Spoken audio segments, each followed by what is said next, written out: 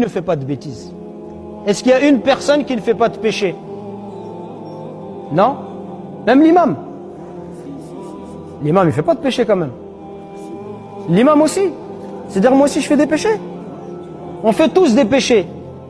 C'est pas on peut, on en fait. Mais c'est même pas on peut, on en fait. C'est sûr même. On fait tous des péchés.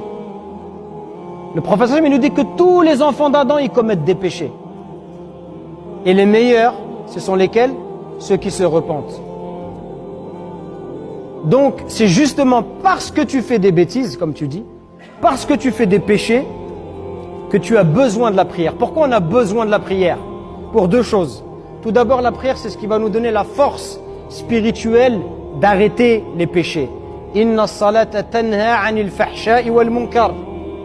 Et la prière, elle préserve de la turpitude et du blâmable. Si tu fais des péchés, où tu vas trouver la force d'arrêter? C'est dans la prière. Parce que quand tu viens prier, Allah il ouvre ton cœur à la vérité. Allah il renforce ta foi. Allah il renforce ta conviction. Allah il te met la lumière sur ton visage, la lumière sur ton chemin. C'est ça qui va te donner l'énergie nécessaire d'arrêter les péchés. Tu as besoin de force pour arrêter les péchés. Parce que le péché, c'est avant tout une lutte au niveau de ton cœur. Tu dois arriver à détester dans ton cœur ce qui t'attire.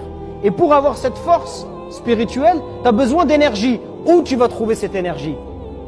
Cette énergie, tu vas la trouver dans la prière. Ça, c'est la première raison pour laquelle on a besoin de la prière. La deuxième raison, c'est que la prière, justement, elle efface les fautes et elle efface les péchés.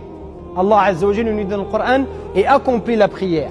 Aux deux extrémités du jour et à certaines heures de la nuit, les bonnes œuvres effacent les mauvaises. Accomplit la prière, pourquoi? Aux deux extrémités du jour et de la nuit, les bonnes œuvres, elles dissipent les mauvaises. Cela est une exhortation, c'est un rappel pour ceux qui réfléchissent.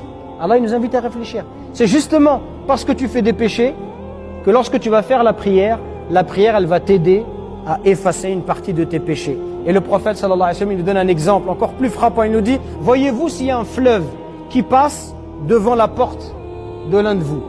Et 5 fois par jour, tu vas prendre une douche. Tu vas te baigner dans ce fleuve. Est-ce qu'il va rester des saletés sur ton corps? Imaginez-vous, quelqu'un, 5 fois par jour, il se lave dans le fleuve qui passe à côté de chez lui.